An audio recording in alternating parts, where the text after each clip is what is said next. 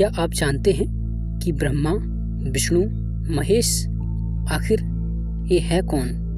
इनका रहस्य क्या है? इनकी वास्तविकता क्या है?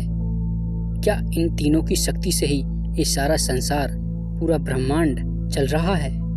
आखिर इनकी सच्चाई क्या है? तो आइए इन तीनों शक्तियों की सच्चाई को विस्तार से जानते हैं। ब्रह्मा, विष्णु और महेश हिंदू धर्म की त्रिमूर्ति है, जिन्हें सृष्टि, पालन और संहार के प्रतीक के रूप में देखा जाता है। वैज्ञानिक दृष्टि से इनका विश्लेषण प्रतीकात्मक और दार्शनिक रूप से किया जा सकता है, न कि वास्तविक व्यक्तियों के रूप में। ब्रह्मा, जिनको सृष्टिकर्ता कहा जाता है, ऐसा माना जाता है कि पूरी सृष्टि की रचना ब्रह्मदेव ने ही की है। वैज्ञानिक दृष्टि से ब्रह्मा को बिग बैंग सिद्धांत से जोड़ा जा सकता है, जहां सृष्टि की शुरुआत एक महाविस्फोट से मानी जाती है। ब्रह्मा उस चेतना या ऊर्जा के प्रतीक है जिससे सृष्टि की उत्पत्ति हुई। विष्णु, ऐसा माना जाता है कि विष्णु समस्त सृष्टि के पालनहार है, यही समस्त सृष्टि में संतुलन बनाए रखे हुए हैं। विष्णु ब्रह्मांड की स्थिरता और नियमों के प्रतीक है। वैज्ञानिक रूप से यह प्राकृतिक नियमों जैसे गुरुत्वाकर्षण, ऊर्जा संरक्षण, विकासवाद की तरह है, जो सृष्टि को संतुलित और जीवित रखते हैं। तीसरी शक्ति है महेश, जिन्हें संहारक कहा जाता है। शिव को वैज्ञानिक दृष्टि से एंट्रोपी या परिवर्तन की प्रक्रिया से जोड़ा जा सकता है।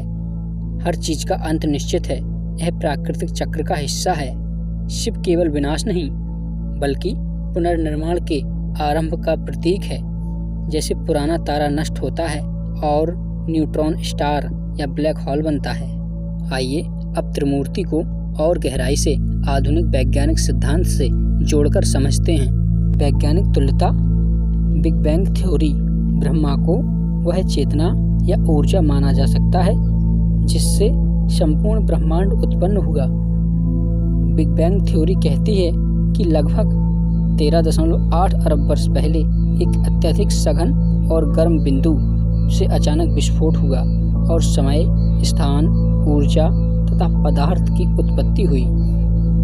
यह सृजन ही ब्रह्मा के कार्य से मेल खाता है। ब्रह्मा का केवल एक ही प्रमुख कार्य है, सृष्टि की उत्पत्ति। यह भी इस बात से मेल खाता है कि बिग बैंग एकमात्र घटना है जिससे ब्रह्मांड का जन्म हुआ।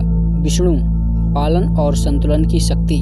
विष्णु वह शक्ति है जो सृष्टि में व्यवस्था बनाए रखते हैं, जैसे गुरुत्वाकर्षण, विद्युत चुंबकीय बल और क्वांटम फील्ड्स ब्रह्मांड में संतुलन बनाए रखते हैं।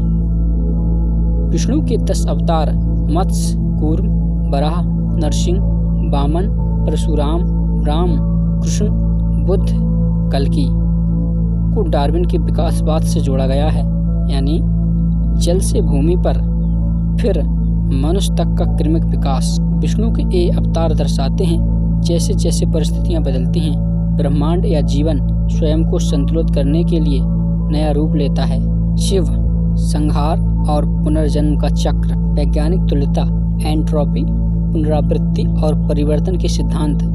शिव केवल संहारक नहीं है, वे परिवर्तन के प्रतीक हैं। एंट्रोपी थर्मोडायनामिक्स का सिद्धांत है जो बताता है कि हर व्यवस्था अव्यवस्था की ओर बढ़ती है।